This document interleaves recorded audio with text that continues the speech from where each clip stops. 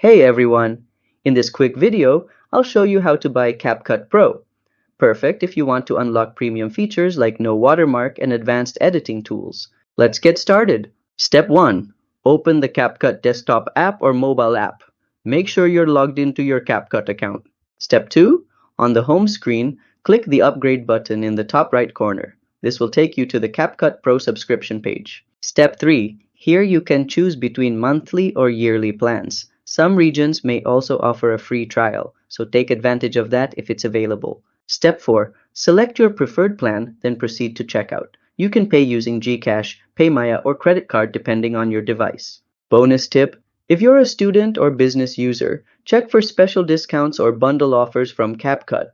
They're available during promotions or holidays. And that's how to upgrade to CapCut Pro. If this video helped you out, hit the like button and subscribe to How to Tutor for more useful tutorials. See you next time!